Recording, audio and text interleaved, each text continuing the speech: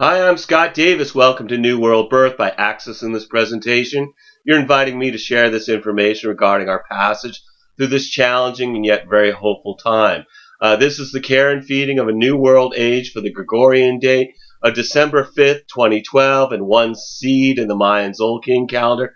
And we'll also discuss Mercury moving into Sagittarius, the Sagittarius new moon, Uranus turning direct, along with Venus moving into Sagittarius.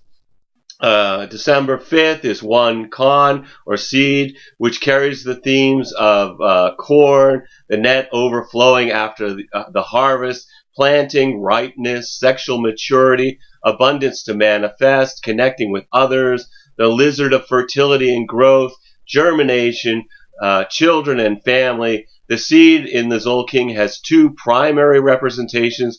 One is a huge net full of corn, and the other is the lizard, but they're both symbols of fertility. This 13-day period is excellent for planting new intentions and other types of seeds, particularly during the Sagittarius new moon on the 13th. Astrologically, the One Seed Tzolkin begins with Jupiter and Uranus retrograde. As Uranus begins to slow down as it approaches the point where it's going to turn direct on December 13th. So I thought I would discuss Uranus and Aries at the peak of its power as it stations or stops prior to appearing to move forward. Uranus is the planet of unexpected change, transformation, and revolution. And Uranus travels through Aries every 84 years. And the last time was during the Great Depression. It was in Aries from 1927 to 1935. Barbara Hand Klaus stated that when Uranus is in Aries, Uranus impulses people to just simply change. They stop thinking and they just start doing it and changing it. So the basic process that's working itself out here is this revolutionary level of change through each individual, and then transforms the structures so that they can shift at the deepest possible levels. I like that quote. This is one of the most powerful energies currently affecting us, which is why I think that the pursuit of unity consciousness is currently losing momentum. The cosmic energy is supporting individual consciousness, not unity consciousness. And in an interview with Jim Self from November 20th, 2012, Barbara related this regarding how consciousness is unfolding when she said, "The key to the whole change, as you and I both know, is each individual." And I think that's what it's all about. Each individual is starting to wake up and realize they actually have a choice. And for me, as I see people becoming awake, and what I'm seeing is people are becoming frustrated and depressed regarding the pursuit of unity consciousness without experiencing the outcomes that they've been processed. The reason I just bring this up is I really think that this is an important juncture for everyone to be really, operating as who they are as an individual to help move us through this period of tremendous transformation and change. But I did start thinking about the astrological transits that would have supported unity consciousness, and I immediately thought of Libra because of its focus on partnership and the other. And of course, Neptune is the planet of spirituality and illusion. So I was thinking about Neptune and Libra, and I realized that most of the folks who were born between October 1942 and August 1957 have Neptune and Libra in their birth chart. And I suspect that when unity consciousness became popular, they felt that they would finally connect with the energy that resonates for them spiritually. We experienced Saturn in Libra from October 2009 to October 2012, and that seemed to be a period when the interest peaked. But then Saturn is also about limitation and denial, and now it's in Scorpio, and Saturn seeks depth and is no longer satisfied with connecting with the collective, but wants to empower the individual, particularly with its mutual reception with Pluto and Capricorn. All this made me think of different things about the information that's being presented as reasons for people's spiritual perspective based on data that's simply made up and has no facts for supporting these people's conclusions regarding particularly these upcoming solstices on December 21st. First of all is the idea that all the planets will be in a line. Well, this design right here, this represents where all the planets are right now during this report period. Okay? And what you can see is they're nowhere near being in a line. Anyone who's telling you that they're basing their information that the planets are going to be in a line, they're lying to you. Okay? And on December 21st, the solstice is about when the sun arrives at 0 degrees of Capricorn. So it would be right on this line here by that point. And it's easy to see, given the slow movement of some of these planets, there is absolutely no way they're going to line up in a few weeks. Even if we look at all these planets related to the sun's location and give it an orb of 15 degrees on either side of the sun, which yields 2 pie slices, taking up 1/6 of this entire pie here, one slice would be from 15 degrees Sagittarius to 15 degrees of Capricorn, the other slice being 15 degrees of Gemini to 15 degrees Cancer, which is like more of a shotgun blast than any kind of laser beam line. But even with that information, and the sun being 0 degrees Capricorn, that huge orb, a sixth of the night sky, only Pluto and Mercury even fall into that extremely wide margin of error. So, there's just no way these planets are going to be in a line. So as soon as you hear somebody talking about to base what their spiritual opinion is going to be, they don't know what they're talking about. Do not listen to them. This next one, the other planetary alignment that I've seen a lot of is this one here. It's a picture of Mercury, Venus, and Saturn aligned over the pyramids at Giza, in the plateau in Egypt. Well, most of us have seen this picture before as heralding some kind of significant event. Well, given that it's supposed to happen every 2,737 years, what's the chances this picture's been photoshopped? It's a cool picture, but it's not even realistic given that the ecliptic doesn't follow the horizon. These planets will not be arranged above the tops of the pyramids. Rather, they're going to look a lot more like this. And this is, taken from one specific location. If you take it from another location, they're going to line up completely different, but they're not going to be over the tops. But what we can see is that it's a much steeper angle, and it's more closer to vertical. And regardless, I wouldn't assign any spiritual significance to this transit. Of course, we have folks that are still talking about the sun being in alignment with the galactic plane ecliptic, but that was exact back in 1998. It is not a factor. Even John Major Jenkins, who used to discuss this point as proof of the December 21st end of the long count, has changed his position when he was presented with actual data. Now it's like a big wide orb, that's 50 years long. So, this is just, people just keep telling us stuff that is not based on any kind of fact, and then it goes viral, of course. So anyway, I'm personally just getting tired of people just making stuff up.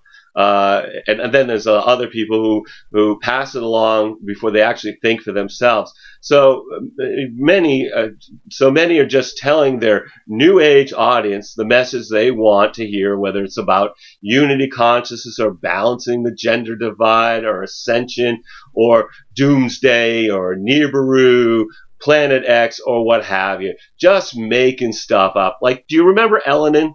What all the hype that was along with that? And then it just, the sun took that right out of there.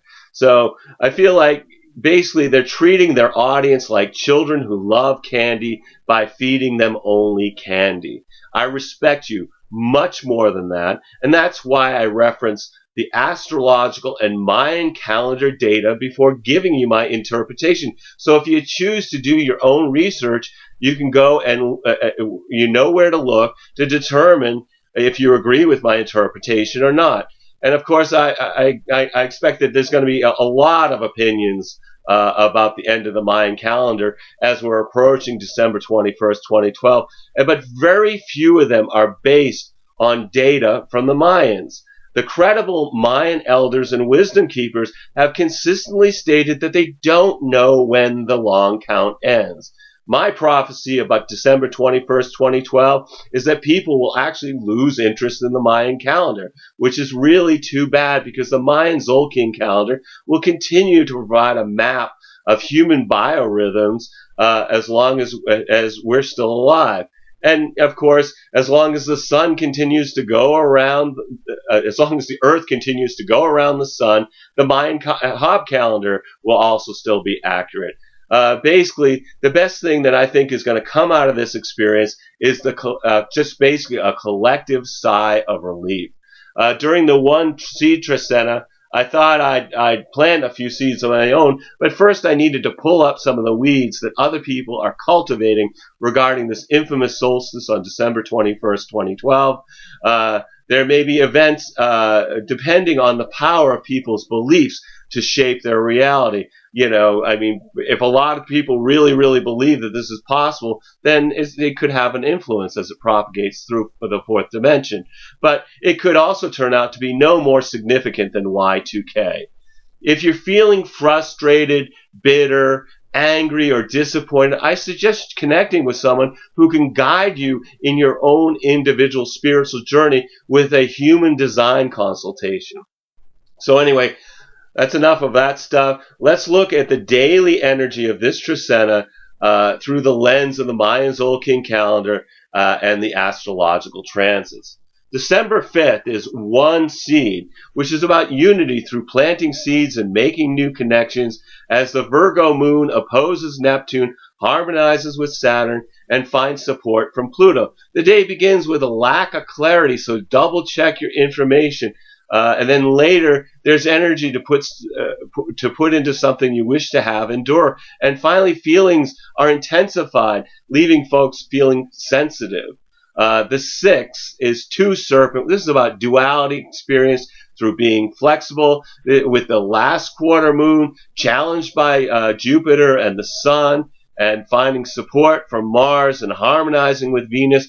The day's energy moves from positive feelings for contemplating higher aspects of life to challenges in our daily life activities with more of a focus on asserting ourselves in a positive manner. And then finally, just wanting to be with the people we love. Then December 7th, this is 3 transformation. This is about taking action through letting go of what no longer serves us. With the moon stimulated by Mercury and opposed by Uranus, the day begins with a focus on communication, first increasing social interactions and later unexpected information and a caution against jumping to conclusions. The 8th is For Dear. This is about stability found through being of service to others, with the Libra moon challenged by Pluto and Mars and finding support from Jupiter and harmonizing with the Sun. The day begins with basically really intense and potentially overwhelming feelings, and then later it shifts to opportunistic moods and congenial interactions. Excuse me. And finally, feeling edgy, which then gets softened by a positive ray for cooperation and strength to make progress towards something that we want. December 9th is 5-star empowerment through appreciating abundance in our relationships. With the Scorpio moon in harmony with Neptune, brings a day of dreams and fantasies being more important than our daily activities. The 10th is 6 offering, which is about being in the flow through appreciating creation, as Mercury then moves into Sagittarius, which increases the information to move forward on the goals, ambitions, directions that have become aware of since October 28th, when Mercury first entered Sagittarius prior to its most recent retrograde. With the moon in Scorpio merging with Saturn and stimulated by Mars and Pluto, it brings a day that it begins with feeling of isolation and loneliness, and then shifts to experiencing profound emotions from deep within our psyches, and then finally brings desire to work independently from others. And then December 11th, this is Seven Dog. This is about reflection through spending time with family and friends, as Mercury then gets challenged by Neptune. So from the perspective of Earth, this is forming a 90-degree angle, what we call a square. And this can confuse communication, but it also favors creative and spiritual activities. Watch out for exaggeration and boasting. Some will cross over the line into outright lying. With the moon merging with Venus and Mercury and challenged by Neptune, the day begins with cheerful energy that wants to socialize, and later that shifts to fantasies, feeling more important than reality, and our logical minds being strongly influenced by our moods. On the 12th, we have 8 Monkey. This is balance, creating new beginnings, which is also the date that some Mayan groups will celebrate as the beginning of a new Tzolkin round. On that day, we have the Sagittarius moon finding support from Uranus and opposed by Jupiter. The day begins with craving emotional excitement, and then later shifts to folks feeling generous as long as they don't feel pressured to do so. And then December 13th is 9 Road. This is about patience through being of service to others. And on that day, we have Uranus turning direct, starting to move forward again after being retrograde and stationed since July, which this brings a time of awakening, and it's in concert with the Sagittarius new moon, which brings an opportunity to set an intention for manifestation on the following full moon. You want to look at the house of your astrology chart that contains 22 degrees Sagittarius to consider what area of your life is being activated by this new moon. And for me, that's my 6th house of health and service. So I'll probably set an intention related to using this energy to provide the best service I can to assist others to connect more with their individuality, their authenticity, and for the benefit of the health of all humanity. Excuse me. The new moon has a great energy. This particular new moon has great energy for a fresh start, particularly related to broader realizations, adventures, and traveling. And this new moon is particularly potent for making big changes through taking a leap of faith, leading us out of 2012 and into 2013. The 14th is 10 Read. This is about manifestation through appreciating home and family, as then Mercury forms a trine to Uranus, which the trine is 120 degrees, which is a mutually supportive angle, and what it supports is an integration of the lower and higher minds with stimulation that fosters awakening and invigorating experiences. And this continues to add to the momentum of the new moon as as the winds of change blow with gale force, and can bring transformation almost overnight. With the Capricorn moon being challenged by Uranus in harmony with Saturn and merging with Pluto, the day begins with energy to be hasty and jump to conclusions that may not be correct, but then later it shifts to wanting to be alone in our thoughts and feelings, and then while feeling an intense emotional energy from deep in our psyches. And then December 15th is 11 Jaguar. This is resolution through being in nature, as now Venus crosses this line, moving into Sagittarius as well, which helps us to feel more comfortable with the unexpected changes that we've been experiencing, with the moon in Capricorn merging with Mars and in harmony with Venus, which brings irritable energy that may not want to discuss what we feel is important, while also feeling like being with our friends and the people we love. And then the 16th, this is 12 Eagle. This is understanding through seeing from a higher perspective, as Venus is challenged by Neptune. So now we have Venus forming a 90-degree angle with Neptune, a square. And as Venus is challenged, this may be unrealistic in dealing with love matters. And on that day, we have the Aquarius moon is being stimulated by Uranus and Mercury, challenged by Saturn, and finding support from Jupiter. So the day begins with pleasant yet restless feelings, and then later shifts to increased pace of our social interactions while feeling somewhat lonely and out of touch, and then moving into a sense of well-being.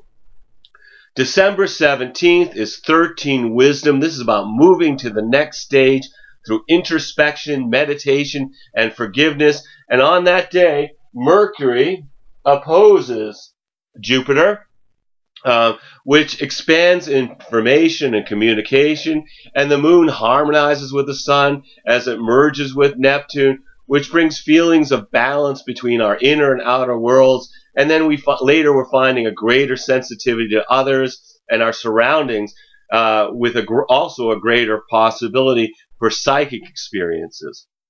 So no matter how these energies are affecting you during this One Seed Tzolkin, take some time out to be in the flow of the planet by being in nature, watching a sunrise or sunset, communing with the stars, being conscious of the moment through introspection, meditation, or really consciously being with somebody you love. Every single day we have is a blessing, no matter what dramas are beckoning to distract us. We're all here giving the performance of our lifetime on this world stage. So just take some time out to observe the play as well as act your part. Remember, you're a spiritual being that's having a human experience. Anyway, thank you for checking out New World Birth. The next segment of Care and Feeding of a New World Age will be on December 18th for One Earth, and we're also going to discuss the 4 Ahau on the solstice, winter in the north, summer in the south, Mars moving into Aquarius, and the Cancer full moon. You can check us out on Facebook, which is where I post the texts of these videos, or on YouTube, which has all the videos are available on YouTube, or the Mayan Magics website, which also has testimonials from readings I've given folks. And as always, I invite you to email me at newworldbirth@yahoo.com if you have any questions or wish to schedule a reading. And I am providing readings and wish to make this service available to the greatest amount of folks. So I've created 3 options with 3 levels of compensation. These readings are designed to provide information to help you navigate these difficult times. And at the basic level, I'm going to look at your human design chart to help you understand how to use your individual strategy and authority in making life decisions based on your unique design. I include 3 months of astrological transits as they relate to your natal and progressed astrology charts, along with the human design reading at the middle level, and then at the top level, the human design and astrology transit reading will be recorded and then sent to you on an MP3 file that you can download to your computer, and then review it or review the readings over and over again while looking at the charts that I'll also be sending you. So really, if you've been thinking about getting a reading, please contact me. I would love to provide you a reading during these uncertain times. You'll need to be either able to call me here in Maine in the USA, or connect with Skype to receive your reading. As always, I'm blessed that you've taken the time out to connect with my passions for these ancient mysteries and their application to our journey in this incarnation. The light in me honors the light in you. Namaste and Lakesh. Hope to see you next time.